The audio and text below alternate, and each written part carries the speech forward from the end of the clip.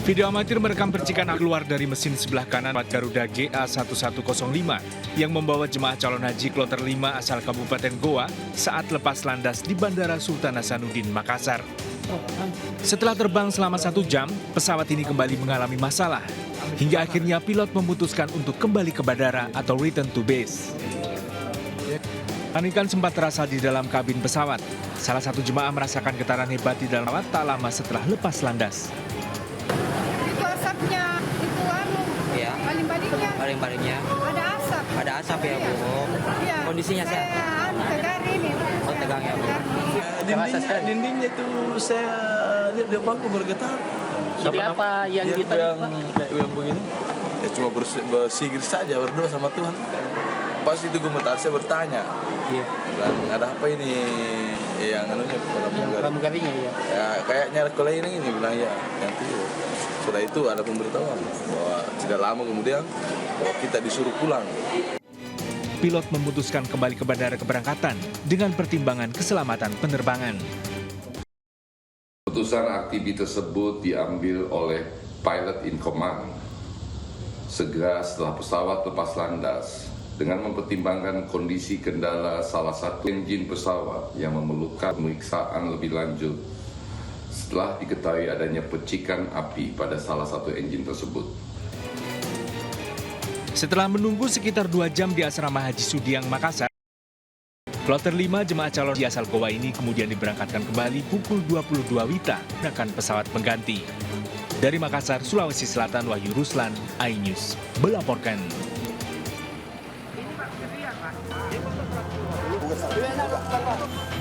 Marahkan pada pengendara, petugas gencar merazia juru parkir liar di minimarket di Jakarta.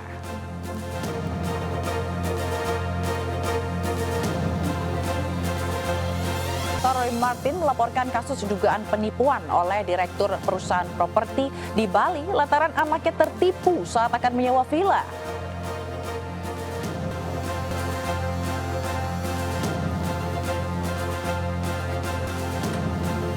Rumah makan Padang di Madinah, Arab Saudi diserbu jemaah calon haji Indonesia.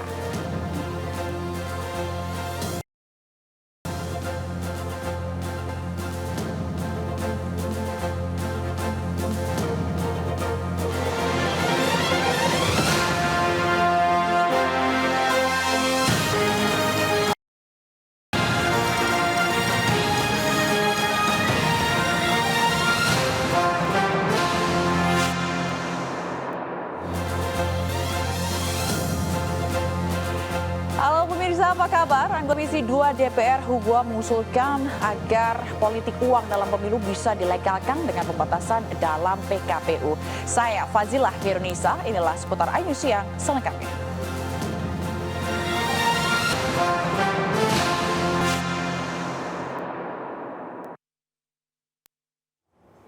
Ledakan di sebuah rumah komplek perumahan Kota Medan, Sumatera Utara diduga akibat bocoran tabung gas. Ibu dan anak penghuni rumah tersebut mengalami luka bakar.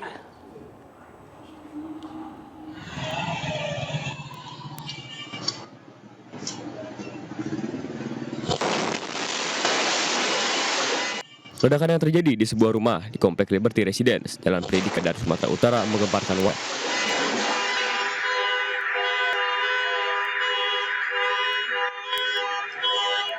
Seorang pemotor yang hendak melintas panik menjauh dari lokasi.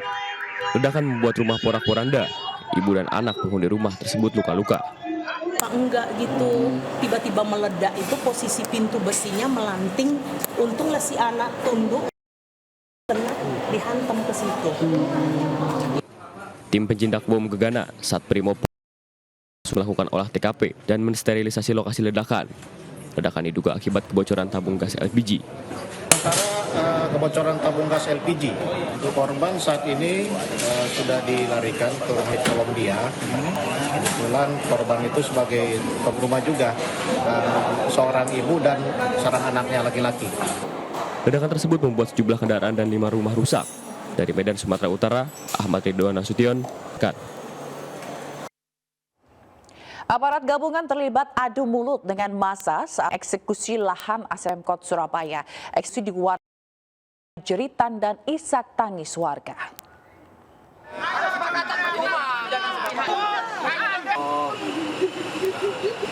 Teriakan dan perlawanan dilakukan warga Jalan Kencana Sari, Kecamatan Duku, Paki, Surabaya saat ratusan petugas gabungan hendak mengeksekusi aset Pemkot Surabaya. Warga dan massa LSM memblokade jalan dengan memarkir puluhan mobil di tengah jalan. Karena memanas, petugas pun mendatangi satu persatu penghuni bangunan yang bertahan di kawasan sengketa, berakhir dengan isak tangis warga yang meminta tempat tinggal mereka tak dibongkar. Akan digunakan apa sih, Bu? Ini untuk digunakan sebagai program padat karya. Ya? Padat karya. Oh, program padat karya. Berupa apa itu? Ya, kita nanti akan kita coba dengan lurah ya, dengan wilayah untuk akan ada pemberdayaan. Warga akhirnya menerima eksekusi setelah dijadikan tinggal di rumah susun dan lapak wisata kuliner. Dari Surabaya, Jawa Timur, Hari Bayong, iNews melaporkan. Mengarahkan pada pengendara, petugas gencar merazia juru parkir liar di minimarket di Jakarta. Petugas gencar melakukan razia menertibkan juru parkir liar. Dia masuk 150.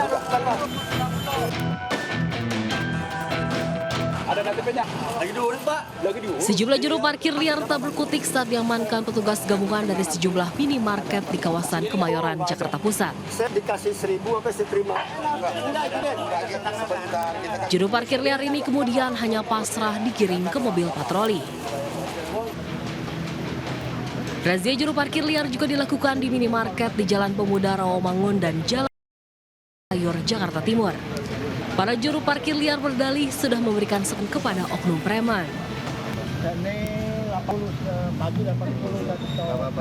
Nanti bukan dari kita ya, Pak. Iya. Store kemana, Pak? Store kemana? Itu yang dagang saja di Indomaret. Oh. Apa Jamat atau Razia parkir liar di minimarket gencar dilakukan menjawab tahan masyarakat. Konsumen tetap diminta uang parkir meski jelas tertulis parkir gratis di minimarket. Saya datang tiba-tiba nggak ada, terus pas keluar dari minimarket pas sudah kelar baru nyalain motor, tiba-tiba bunyi periwitan, prit. Nah, tiba-tiba kita bayar, disuruh bayar, dia udah megang jok motor gitu. Biasanya di minimarket itu bahkan ditulis ini parkir gratis gitu ya. Ternyata tiba-tiba ada juru parkir liar itu. Jadi itu meresahkan sih. Masa 150. Tapi masa 150. Sebelumnya bahkan sempat viral seorang pemilik kendaraan digetok parkir Rp150.000 oleh sejumlah juru parkir liar kawasan Masjid Istiqlal, Jakarta Pusat. Menolak membayar, pemilik kendaraan sempat cekcok dengan juru parkir liar. Perdanya enggak? Kenapa? Mana perdanya? Apa buka di Google aja, Pak, begitu. Ini parkir liar, Pak. Ini parkir liar, Pak. Cuma ada penanggung jawabnya. Razia parkir liar juru parkir liar dilakukan selama 1 bulan ke depan. Para juru parkir liar beri pembinaan dan pelatihan oleh Dinas Tenaga Kerja. Intinya yang kami lakukan adalah berupa pembinaan, kemudian edukasi kepada juru parkir liar, dan juga dilakukan pendataan. Setelah itu, yang bersangkutan diminta untuk membuat surat pernyataan untuk tidak melakukan pengaturan parkir secara liar tadi. Masyarakat berharap penindakan parkir liar tak hanya saat viral dan menjadi sorotan. Karena jika tak konsisten, aksi palak bermodus parkir ini akan menjadi masalah di kota besar. Dari Jakarta, Syahreza, iNews melaporkan. Artis Sandra Dewi, istri tersangka Harvey Boyce, diperiksa penyidik Kejaksaan Agung untuk klarifikasi hartanya. Selain Sandra Dewi, penyidik juga memeriksa 2 tersangka korupsi Tata Niaga Timah, Crazy Rich Helena Lim, dan Rosalina.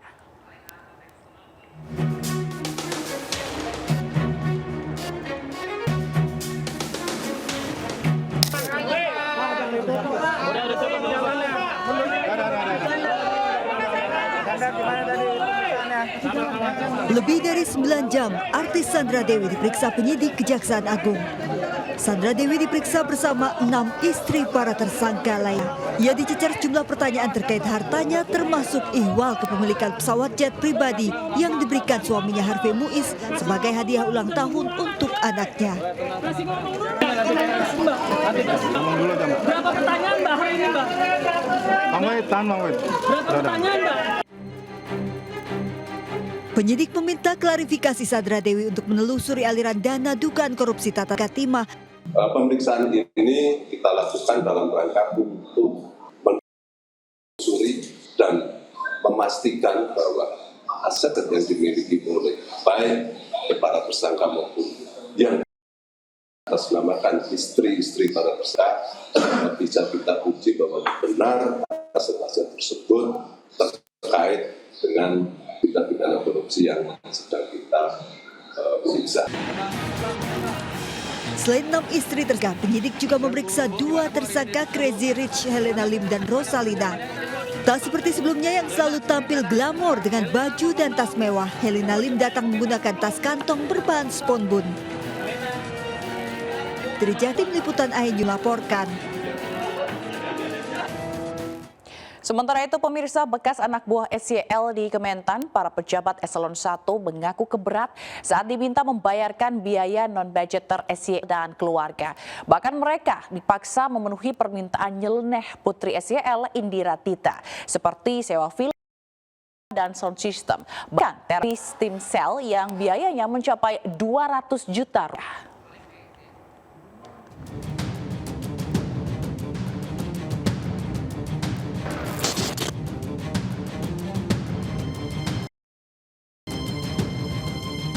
Kalau tiket Bu Tita ini ada lagi nih 12.500.000. Iya Pak.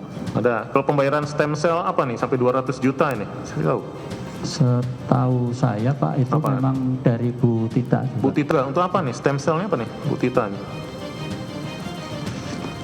Nggak tahu apa itu stem cell? Ya. Ini dari siapa permintaannya? Kalau tidak salah dari Pak Panji. Para pejabat Kementan ini mengeluhkan paksa memenuhi permintaan dana non-budgeter untuk memenuhi kebutuhan SYL dan keluarganya. Salah satunya permintaan nyeleneh putri SYL Indirata.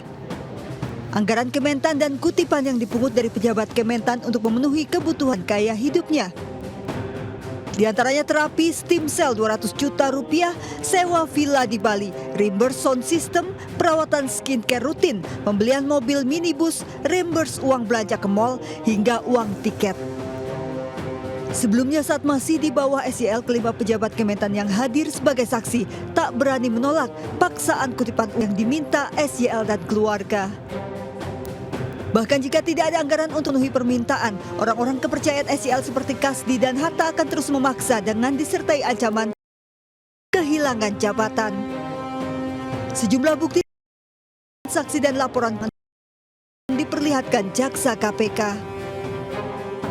Itu yang sedang kita buktikan sekarang. Kemarin kan sudah kita panggil ajudan, ada beberapa barang ya. Nanti itu kita buktikan. Jadi nanti dari ke hulu ke hilir akan terlihat. Ini belum klik ini, belum semua saksi kita periksa. Ini baru ada ujung dan hulu. Nanti benang merahnya akan kita sambungkan itu. Jaksa KPK saat ini terendalami penghubung antara saksi dan SYL. Pasalnya dalam beberapa kali persidangan SYL selalu membantah keterangan para saksi. Dari Jakarta, Tim Liputan iNews melaporkan. Ketua BPK Ismayatun menolak berkomentar saat dicecar wartawan terkait dugaan permintaan suap terhadap pegawai Kementan bekas anak buah SYL. Dalam sidang, SYL terungkap dugaan jual beli status opini wajar tanpa pengecualian dalam laporan BPK.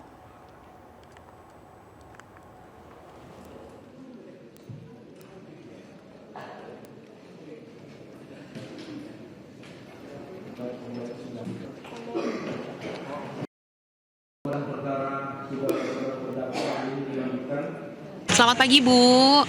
Bu izin sebentar. Bu Isma. Sedangkan SYL disebut kalau BPK meminta 12 miliar dan dikasih 5 miliar.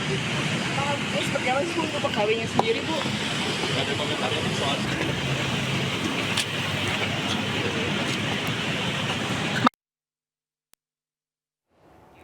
Anggota Komisi 2 DPR RI Hugua mengusulkan untuk melegalkan money politik. Serangan politik uang ini diusulkan agar dibatasi dalam PKPU.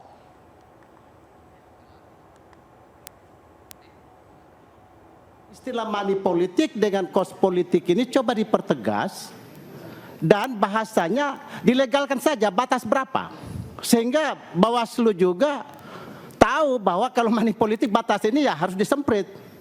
Sebab kalau barang ini tidak dilegalkan, kita kuncing-kuncingan terus. Yang akan pemenang nanti ke depan adalah para saudagar. Jadi pertarungan para saudagar. Kita legalkan misalkan maksimum 20.000 atau 50.000 atau 1 juta atau 5 juta. Karena ini permainan semain di situ kalau bisa tindak sebenarnya di lapangan. Pemirsa, aktor Roy Martin melaporkan kasus penipuan oleh direktur sebuah perusahaan properti di Bali. Monik, anak Roy Martin, tertipu saat akan menyewa sebuah villa di Denpasar, Bali.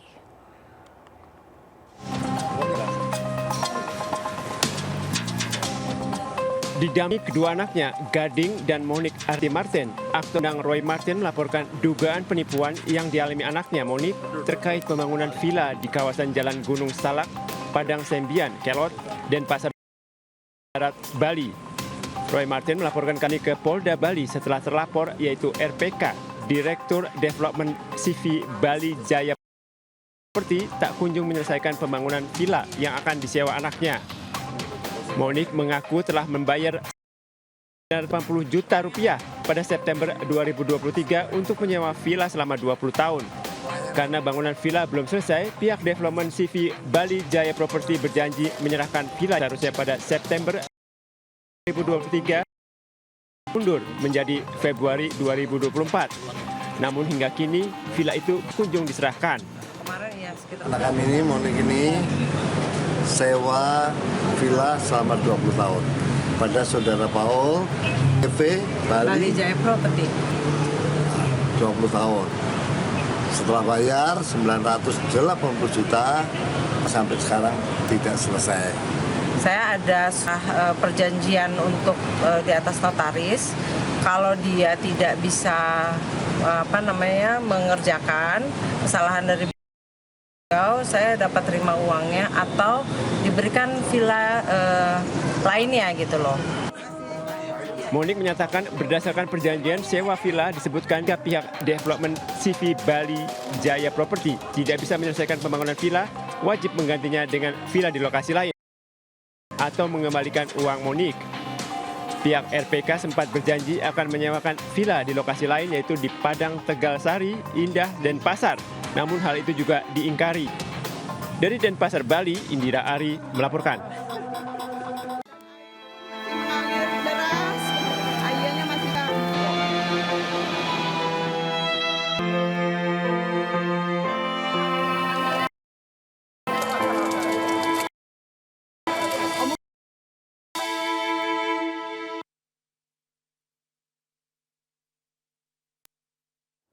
Ya, pemirsa, korban tewas banjir bandang di Sumatera Barat saat ini telah mencapai 67 orang. Tim SAR masih berusaha mencari 20 warga yang belum ditemukan.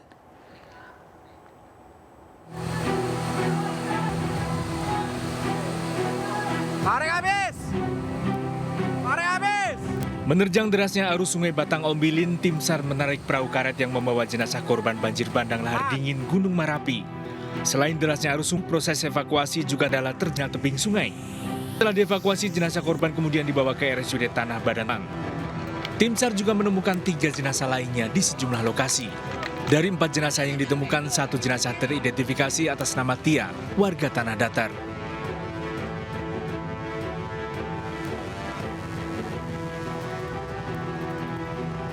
Pencarian korban terus dilakukan terutama di kawasan pemukiman warga dan sekitar aliran sungai. Namun pencarian korban terhalang luasnya cakupan bencana dan sulitnya medan. Kendala utama adalah radius dari banjir ini sangat luas. Kemudian material lumpur serta material batu dan kayu-kayu yang menghantam korban ini juga sangat banyak. Kemudian sore hari juga kita di lokasi-lokasi ini juga hujan deras.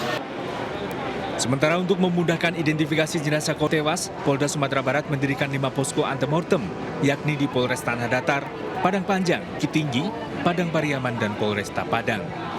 Warga yang kehilangan keluarganya bisa mendatangi posko antemortem untuk pencocokan data DNA. Hingga saat ini sudah 67 korban tewas yang ditemukan. 20 korban hilang masih dalam pencarian. Tim kontributor iNews melaporkan.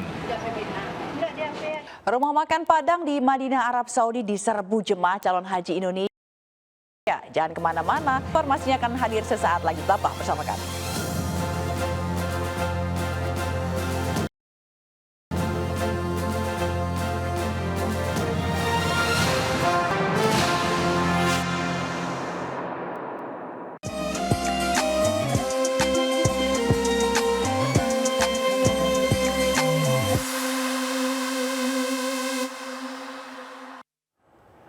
Pemirsa, isak tangis mengiringi pelepasan jemaah calon haji di sejumlah embasi. Terlebih jemaah yang berangkat rata-rata telah berusia lanjut atau jemaah lansia.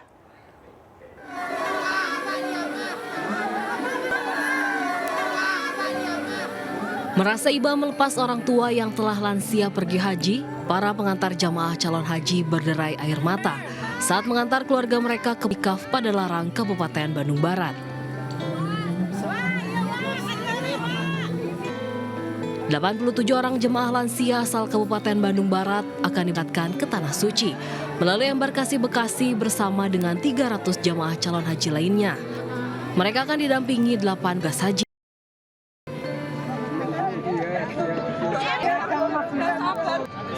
Isak tangis juga mewarnai pelepasan 813 jemaah calon haji asal Banjarnegara di Pendopo Kabupaten. Para pengantar tak kuasa menahan tangis karena harus berpisah 1 bulan lebih dengan para jamaah. Tak sedikit jamaah yang memaksa masuk parkir bus jemaah agar bisa berlama-lama bertemu dengan jemaah sebelum berangkat ke embarkasi haji. Pemerintah Arab Saudi menerapkan sejumlah larangan saat jemaah haji beribadah di Masjid Nabawi Madinah, termasuk larangan mengambil foto dan video serta larangan mengambil barang yang tercecer. Nantinya untuk antrian menuju ke Raudah dan ziarah ke makam Rasulullah, jamaah haji Indonesia tidak perlu lagi menggunakan aplikasi nusuk atau secara manual. Hal ini dikarenakan pemerintah Indonesia sudah mendaftarkan secara kolektif surat izin atau tasreh jamaah haji Indonesia untuk berziarah ke makam Rasulullah Raudah. Selain itu, pemirsa, yang perlu diantisipasi atau diperhatikan oleh jamaah haji Indonesia adalah adanya beberapa larangan terkait kunjungan ke Masjid Nabawi Madinah. Di antaranya jamaah Indonesia atau jamaah haji pada umumnya dilarang merokok di sekitar Masjid Nabawi. Selain merokok, jemaah haji juga dilarang membuang sampah barangan, berkerumun, memasangkan spanduk apapun, baik spanduk yang bermuatan politis maupun spanduk yang mengatasnamakan organisasi, mengambil barang yang tercecer. Nah, ini yang perlu diperhatikan pemirsa, bahwasanya mengambil barang yang tercecer mungkin maksudnya baik, tapi bisa memberikan konsekuensi hukum yang berat bagi pelakunya. Dan yang terakhir, dilarang mengambil video atau foto objek-objek vital yang ada di Madinah maupun nantinya di Makkah Al-Mukarramah, pemirsa. Jika jemaah haji nekat melanggar aturan ini, sanksinya tidak main-main, dari denda ribuan rial hingga dari Madinah, Arab Saudi. Nur Fadli, iNews, anggota Media Haji 2024 melaporkan. Pemirsa, rumah makan Padang di Madinah menjadi obat rindu jemaah haji yang kangen menyantap hidangan khas Minangkabau. Untuk mempertahankan cita rasa, rumah makan Padang ini mengimpor bahan masakan dan bumbu asli dari Indonesia. Rumah makan Padang ini terletak di sebuah hotel di kawasan Madinah, tak jauh dari kawasan Masjid Nabawi. Menurut pemiliknya, bahan-bahan dan bumbu masakan dibeli langsung dari Indonesia demi mempertahankan keaslian cita rasa masakan. Hidangan gulai ayam dan rendang daging sapi di rumah makan Padang ini tentunya bisa menjadi pengobat rasa rindu masakan Nusantara bagi jemaah Indonesia.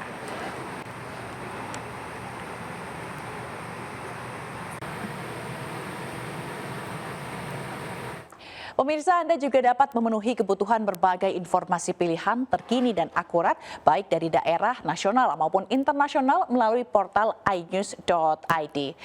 Kami akhiri jumpa kita siang ini. Saya Fazilah Kairunisa bersama tim yang bertugas pamit undur diri. Terima kasih, tetap semangat dan sampai.